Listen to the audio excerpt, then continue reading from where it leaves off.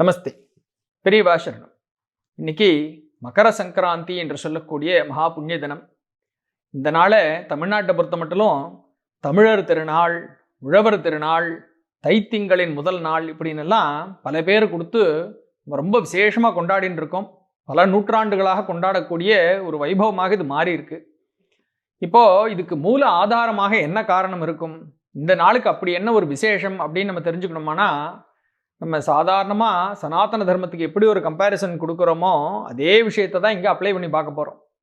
எப்படி ஒன்றே ஒன்றாக இருக்கக்கூடிய பரபிரம்மம் பல ரூபங்களாக நமக்கு காட்சி கொடுக்கறதோ, அல்லது நமக்கு பிடிச்ச ஒரு ரூபத்தை வச்சு இதுதான் ஒரே சுவாமி அப்படின்னு நம்ம பிடிச்சிட்டு எனக்கு கிருஷ்ணன் மட்டும்தான் சார், இவரை விட வேற ஆளே கிடையாதுன்னு சொல்லி பிடிச்சி நம்ம கெட்டியாக பிடிச்சிட்டு இருக்கோமோ இல்லையா, அது மாதிரி மூலமாக பார்த்தாக்கா ஒரே பரபிரம்மன் தான். அது நீங்கள் என்ன சுவாமியாக வழிபட்டாலும் சரி, அதே மாதிரி நீங்கள் தமிழர் திருநாள்னு கொண்டாடினாலும் சரி, உழவர் திருநாள்னு கொண்டாடினாலும் சரி, தைத்திங்கள் நாள்னு கொண்டாடினாலும் சரி, இந்த முதல் அறுவடை பண்ணுறதுன்னு சொல்லி அறுவடையினுடைய ஒரு விசேஷமாக இந்த நாளை கொண்டாடுவா, அப்படி கொண்டாடினாலும் சரி, என்ன பேர் வேணாலும் கொடுத்துட்டாலும் இதுக்கு மூலமாக இந்த நாள் எவ்வளோ விசேஷம் அப்படிங்கிறத நம்ம பார்க்கும் பொழுது இதுக்கு ஆணி வேராக நம்முடைய சனாதன தர்மம் தான் இருந்துருக்கு அப்படிங்கிறத நம்ம இங்கே நல்லா புரிஞ்சுக்க முடியாது.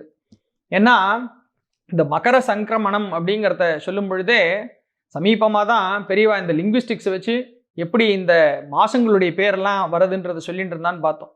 அப்போ போன மாதம் நம்ம மார்கழின்னு வச்சுட்டு இருந்த மாதம் தனுர் மாதம்ங்கிறத பார்த்தோம். தனுசிலிருந்து அந்த ராசியிலிருந்து அடுத்த ராசிக்கு சூரியனுடைய பிரவேசம் அப்படின்னு கணக்கு வச்சுட்டாக்கா அடுத்ததாக இருக்கக்கூடியது மகர மாதம். அப்புறம் மகரம், கும்பம், மீனம் தான் பாக்கி 3 இருக்குன்னு பார்த்தோம். அந்த மகரத்துக்குள்ளே அவர் பிரவேசிக்கக்கூடிய சங்கிரமணம்னு சொன்னாக்கா அங்கே அழகாக அதுக்குள்ளே பிரவேசிக்கிறார். அப்படி மகர ராசிக்குள் சூரிய பகவான் பிரவேசிக்கக்கூடிய நாளாக இந்த மகர சங்கிரமணம் அப்படின்னு ஒரு நாள் இருக்கு. அதே மாதிரி இந்த தனுர் மாசத்தினுடைய விசேஷத்தை ஒட்டியே இன்னொரு காரணமும் பார்த்தோம்.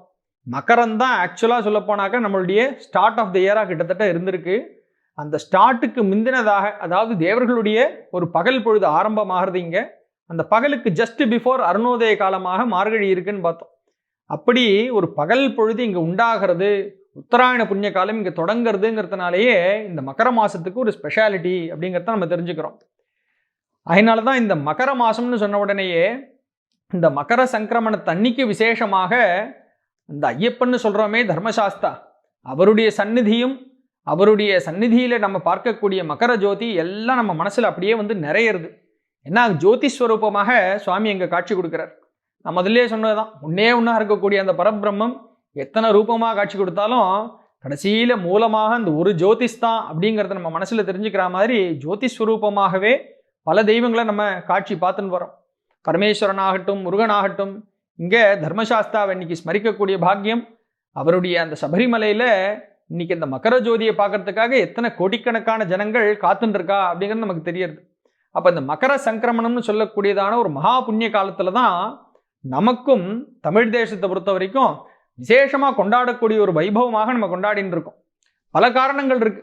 ஆனால் அந்த காரணங்களில் நம்ம ரொம்ப பெருமைப்படக்கூடிய காரணமும் ஒன்று இருக்கு. அதில் என்னன்னு கேட்குறீங்களா, நம்ம இப்போ ஓரளவுக்கு எல்லாரும் கொஞ்சம் குளோபல் சிட்டிசன்ஸ் ஆகிட்டோம். அதனால இன்டர்நேஷ்னலி எதெல்லாம் ஒரு செலிப்ரேஷனாக வச்சுட்டு இருக்கா, ஃபெஸ்டிவலாக வச்சுட்டு இருக்கான்னு அந்த டே தான் ஜாஸ்தி ஃபாலோ பண்ணுறோம். இன்றைக்கி இன்டர்நேஷ்னல் மென்ஸ் டே, இன்றைக்கி இன்டர்நேஷ்னல் விமன் டேன்னெலாம் ஜாஸ்தி இருக்கும் இல்லையா.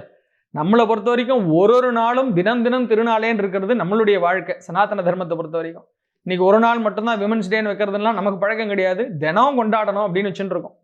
ஆனால் இதை தாண்டி ரொம்ப ஸ்பெஷலாக இப்போ நம்ம இந்த ஒரு நாள் இருக்கே தமிழர் திருநாள்னு, இதை ஒட்டி வரக்கூடிய ஒரு 2-3 நாள்களில் இருக்கக்கூடிய வைபவம்லாம் சேர்த்து பார்த்தோம்னா இந்த வெளிநாட்டுக்கார கலாச்சாரத்துக்கு நம்ம கொடுத்த பல கான்ட்ரிபியூஷனில் ஒரு கான்ட்ரிபியூஷன் இதுன்னு இப்போ சொல்ல போகிறேன். இதே தெய்வத்தின் குரலில் சொல்லியிருக்கிற விஷயம் இல்லை, இப்போ சமீபத்தில் நடந்துட்டு இருக்கிறதெல்லாம் பார்த்து எனக்கு தோன்ற ஒரு விஷயம் உங்களோட பகிர்ந்துக்கிறேன். அதாவது இந்த நாளில் நம்ம என்ன பண்ணுறோம், இந்த உழவர்கள்னு சொல்கிறோமே விவசாயிகள், அவளை நம்ம வந்தனை பண்ணுறோம். அதே மாதிரி உழவுங்கிற தொழிலுக்கு உண்டான மரியாதை நம்ம கொடுக்குறோம்.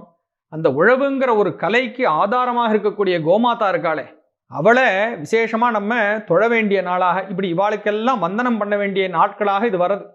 உழவுக்கும் தொழிலுக்கும் வந்தனம் செய்வோம், வீணில் உண்டு கழித்திருப்போரை நிந்தனை செய்வோம்னு பாரதியார் சொல்கிறாரு. அப்படி இவாளுக்கெல்லாம் நம்மளுடைய மரியாதையை கொடுக்கறதாக. என்ன மரியாதை, நமக்கு சாப்பிட்றதுக்கு ஆகாரம்னு ஒன்று கிடைக்கணுமானா இவா எவ்வளோ கஷ்டப்பட்டு அந்த ஒரு சேத்துல இறங்கி இவா நமக்காக செஞ்சு அறுவடை பண்ணி கொடுக்கறத தான் நம்ம சுத்தமாக ஜலத்தை அலம்பி தின்னுட்டு இருக்கோம். அப்போ அவளுக்கு உண்டான மரியாதையை நம்ம கொடுக்கணுமே. இந்த மரியாதை மாத்திரம் இல்லை, நன்றி அறிதல் அப்படின்னு பேர். இந்த நன்றியை நம்ம தெரிவிக்கிற விதமாக தான் இந்த நாளெல்லாம் இப்படி கொண்டாடப்படுறது. நன்றி அறிதல் இங்கிலீஷ்க்கு மாற்றினால்னா என்ன வருதுன்னா தேங்க்ஸ் கிவிங். தேங்க்ஸ் கிவிங் ஹாலிடேஸ்னு சொல்லி பெருசாக இப்போ வெளிநாட்டிலலாம் அது கொண்டாடின்னு இருக்காளே. நம்ம ஊருக்காராலும் அதெல்லாம் பார்த்துட்டு தேங்க்ஸ் கிவிங் அதை வச்சு நிறைய சேலு எல்லாம் கமர்ஷியல் ஆக்டிவிட்டிலாம் வந்துருது நம்ம ஊர்லேயும்.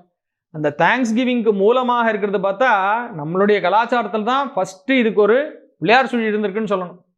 இப்படி நமக்காக சிரமப்படுறவாளுக்கு நம்மளுடைய நன்றி அறிதலை தெரிவிப்பதுன்னு சொல்லி இந்த நாளெல்லாம் சேர்ந்து வந்திருக்கு. அதனால தான் அடுத்தடுத்து இவாளுக்கு பண்ணுறது, அந்த கோமாதாவுக்கு பண்ணுறதுன்னு எல்லாம் கிட்ட கிட்ட வருது. பின்னாடியே கணு பொங்கல்னு சொல்லி அன்னைக்கு காணும் பொங்கலாக நம்ம மாற்றி நம்ம சுற்றி இருக்கக்கூடிய உறவினர்கள் எல்லாரையும் பார்த்து அவளை சந்தித்து அவளுக்கு நன்றி சொல்கிறதுன்னு எல்லாம் இப்படி தான் இருந்திருக்கு நம்ம சிஸ்டம். அப்போ இவாளுக்கு சொன்னதோடு முடிஞ்சு போயிட்டா இல்லை. முக்கியமாக நீங்கள் என்ன தான் விதை போட்டாலும், என்ன தான் கோமாதா உங்களுக்கு சாணம் கொடுத்தாலும், இதெல்லாம் போட்டு அது விளையணும்னு சொன்னாக்கா அதுக்கு தேவையான ஒரு தட்பவெட்ப சூழல்னு ஒன்று வரணுமே. அந்த சூழல் யார் கொடுக்குறா? சாட்சாத் இந்த பகவானே தான் நமக்கு கொடுத்துட்டுருக்கார். அப்போ அந்த பகவானுக்கு நம்மளுடைய நன்றியை கொடுக்கணுமோ இல்லையோ, அதுதான் முக்கியமாக இன்றைக்கி நம்ம பண்ணக்கூடிய மகர சங்கராந்தி பூஜை.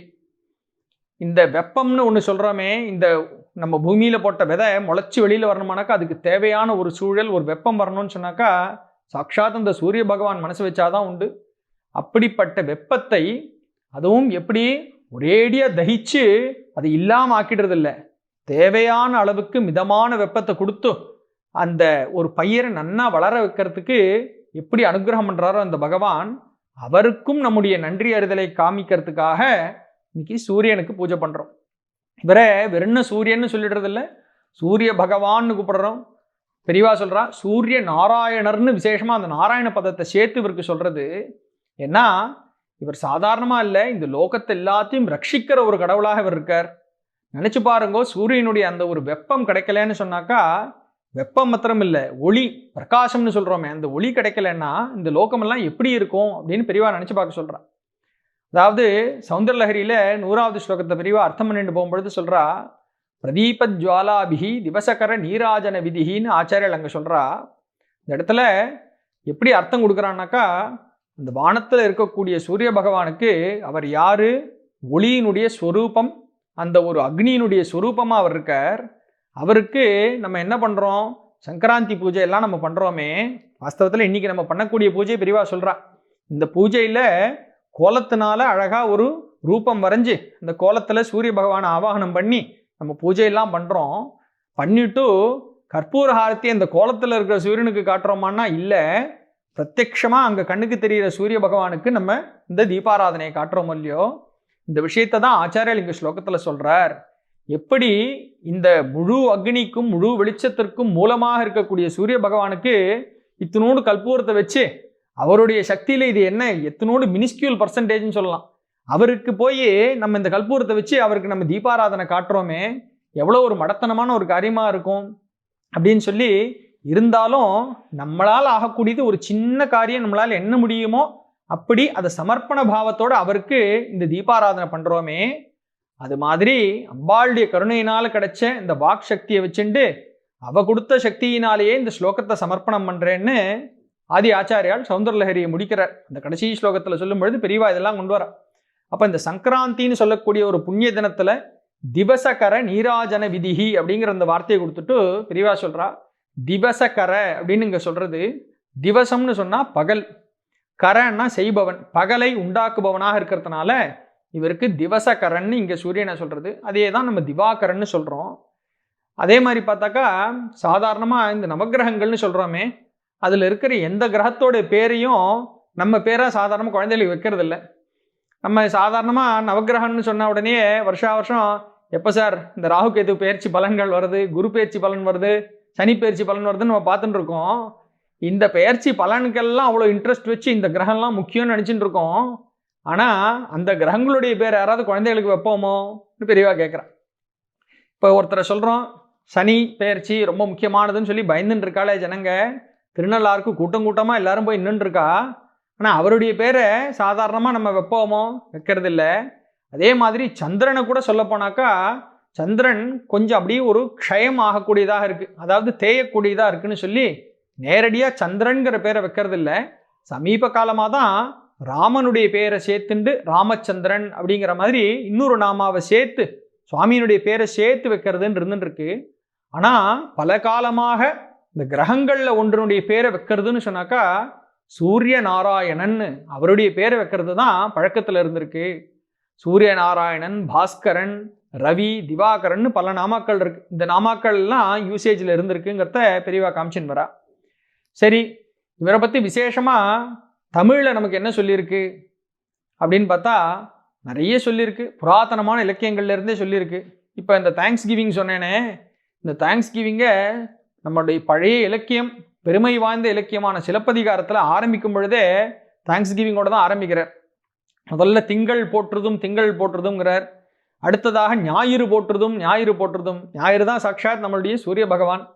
அதே மாதிரி மாமழை போற்றுதும்னு இந்த 3 எலிமெண்ட்டையும் சேர்த்து அவளுக்கெல்லாம் முதல்ல நன்றியை சொல்லிட்டு தான் அதுக்கப்புறம் அவர் இந்த காப்பியத்துக்குள்ளேயே வரார். இது மாதிரி நம்மளுடைய கலாச்சாரத்தில் இருக்கக்கூடிய விஷயம், தமிழர்கள் பெருமைப்படக்கூடிய விஷயமாக நன்றி அறிதல், இந்த நன்றியை அறிவித்தல் அப்படிங்கிறதாக நம்மளுடைய சிஸ்டமில் இருந்துன்னு வர்றதே. இதை நம்ம மனசில் நன்னா உள்வாங்கிண்டு தெரிஞ்சுண்டு இந்த உழவுக்கும் தொழிலுக்கும் வந்தனை பண்ணுறது நிச்சயம் பண்ணணும். அவளுக்கு உண்டான மரியாதையும் நன்றியும் நம்ம தெரிவிக்கணும்.